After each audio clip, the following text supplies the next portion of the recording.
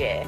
Speaking of Tim, it's been quite the journey for the 50-year-old to get to this point. He's played professional golf for some 2 decades, during which he's made 154 Korn Ferry Tour starts. He's come up short a couple of times. He missed out on getting his PGA Tour card in 2000 and 2004. He missed getting his card by a single shot. Been at it for a long, long time. 9 career wins on the APGA Tour, 3 wins on PGA Tour Latino America, never earning that PGA Tour card. Finished T3, though, at the 2022 PGA Tour Champions QSchool to earn his card for 2023. We're so pleased to be joined by Tim now. Congratulations, buddy. Folks have been following your career for a long time, this chase for full status. QSchool been a bit of a boogeyman, I think. When you walked off that green on Friday with the card secured, what was going through your mind?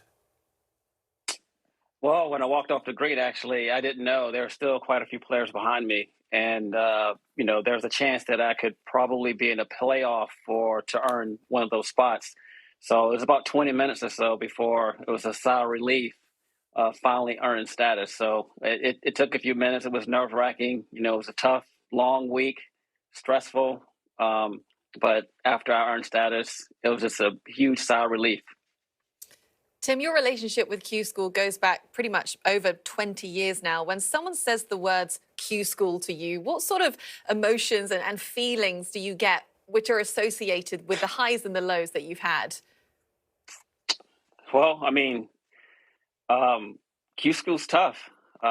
It's, you have, 3 stages, when you're trying to get on the PGA Tour, and it's just there's 3 weeks out of the year where you have to play really well. And, it's going to be stressful. So you just go out there and, just try to do the best you can. But it's never easy. Anyone that's going to QSchool, the emotions that you go through, it's like being on a roller coaster. And I'm finally glad I'm off of it. Well, you are, but you had a lot of ground to make up the last couple of rounds to get one of those 5 spots. I was on the leaderboard. Check it out. It seemed like your putter was a little bit cold. Then you make 13 birdies over the last 2 days. What changed for you? The putter. Yeah, pretty much the putter. Yeah, the first 2 rounds, I actually hit it pretty well. Just wasn't making anything. And, finally, the greens were a little grainy, and my caddy kind of helped me with the grain the last 2 rounds. Big shout out to him. He was a huge part of me being able to make putts the last 2 rounds. But yeah, I had to make up some ground the last 36 holes, and I played really solid. 13 birdies, 1 bogey, 65. So it was a nice way to close it out to finally earn status. And Tim, you've had some really tough breaks in your career. It feels like everybody's lowlights are those moments that people tend to focus on. They're the big stories. But for you, you've also had some highlights. What are those sort of fond memories that you'll look back in your career? And you've still got a lot of fun to come, but those moments that will always put a smile on your face when you look back? Always, the wins are always nice, and you always remember the tournaments that you've won. I won 3 times down in Latin America and other mini tour events. So, I'm always, reflecting on, the good play.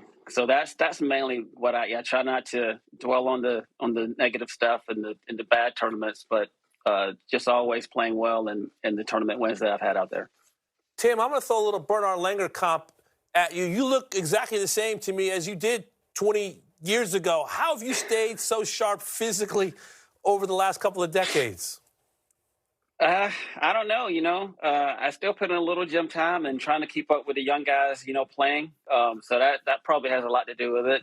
I try to eat as best as I can. And I don't know, I guess, genetics probably has something to do with that too.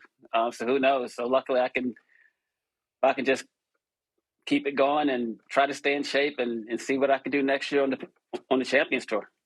You know that Damon only asked that now that he's in the 50s club himself. He's looking for some tips on how to stay fresh out there. But Tim, you said this, getting your card for the PGA Tour Champions feels like a fresh start. What does a fresh start look and feel like for Tim Oneal?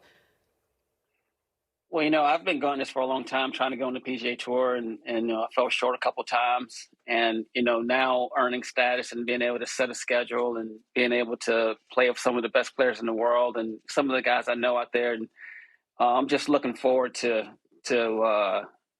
just playing some courses I've never seen and just having some fun out there. And, you know, I'm just going to make the best of it. And definitely, hopefully I'll be out there for a long time.